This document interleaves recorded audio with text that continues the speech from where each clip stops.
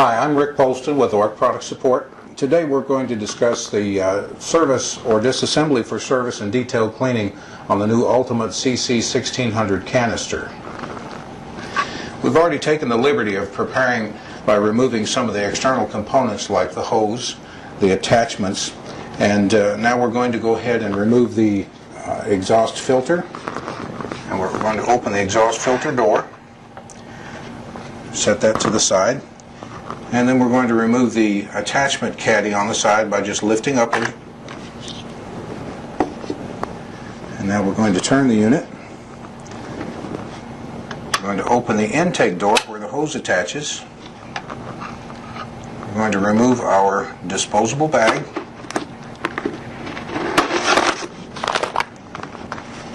And also we're going to remove the disposable bag door gasket.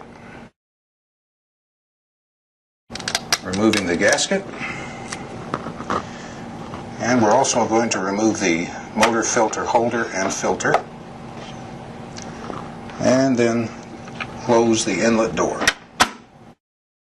Our next step is going to be removal of the Oreck logo label, and there are actually two screws that are hidden behind this logo label. That simply peels off for removal.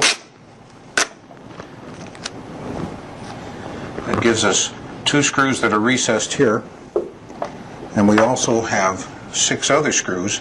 Those are located behind the plugs that have to be removed, and you can simply use an implement like a flat blade screwdriver to pop those plugs out.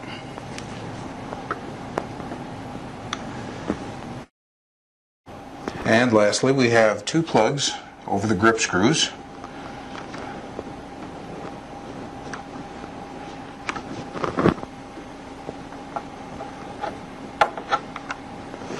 And this exposes all 8 of the screws that need to be removed on the front of the canister. And once you've removed all 8 of the screws, we're going to remove the grip, and we're going to lay the unit flat.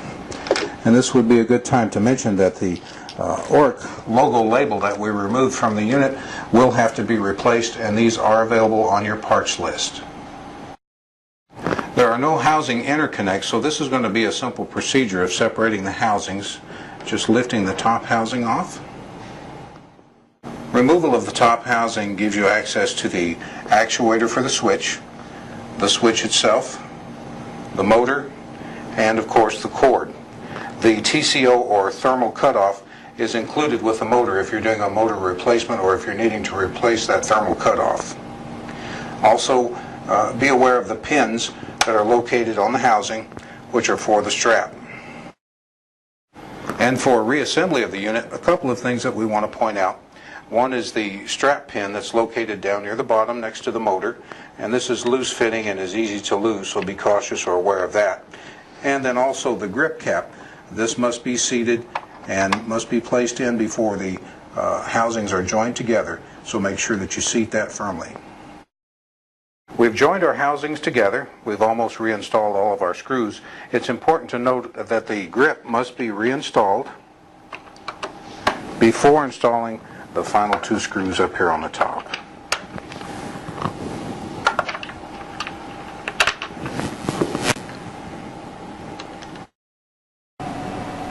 One other point of importance is when reinstalling the motor filter bracket and motor filter, the far end of the motor filter bracket gets pushed back underneath tabs.